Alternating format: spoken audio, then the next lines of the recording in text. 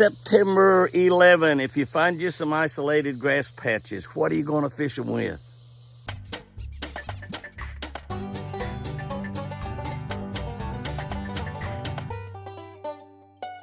Good morning, guys and girls. Good morning. September 11, reading from a Catch a Better Life book on the Catch a Better Life channel on YouTube. Let me tell you, if you're not subscribed to this channel,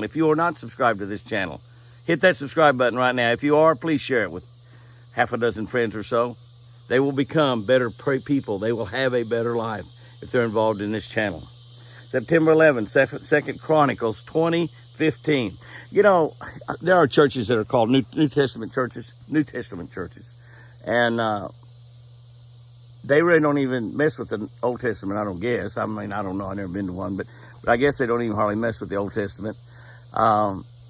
But I love the Old Testament. 2nd Chronicles is in the Old Testament because it's got all those great stories about the children of Israel and how God was dealing with them. And it tells us so much that we need to know.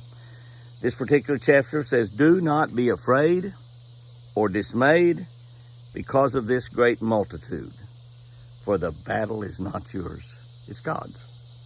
Don't be afraid of that big army out there. I'll fight them for you. As the water cools off this time of the year, bass tend to bunch up in deeper water. They kind of school up in kind of tight bunches. We find them, we hit a home run.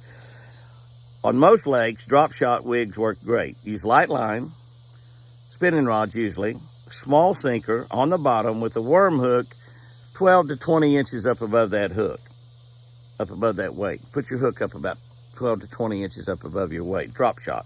Small worms, nose hook, just hook them in the nose, should fool big numbers of fish, and the battle will soon be on. On those ultralight rods, you catch a bunch of 12, 14-inch bass, you're going to have a blast. Life itself is full of battles. We fight battles every day, it seems like. Some battles last a long time. Some battles don't last very long at all. Some battles we fight for years before we win. People say bad things about us. Or we might have family issues or job problems, financial problems, health issues, family health issues, problems. King Jehoshaphat, I love that name, King Jehoshaphat, in this scripture right here, faced sure defeat in battle. Why? Because there was a great multitude, it says right here. An army, a huge, huge army, just getting ready to fight him. After hearing these words from today's verse, from God himself, reminding them that the battle was his, the battle was God's, all of the people believed. They worshiped. The very next day, God completely destroyed that army. Without the people even having to fight at all. Jehoshaphat heard these words from God and he believed them.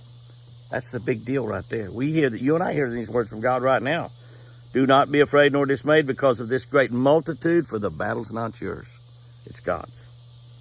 So we believe, we worship, we praise, because we serve that same God. Can I tell you, whatever your battle is, it's God's battle.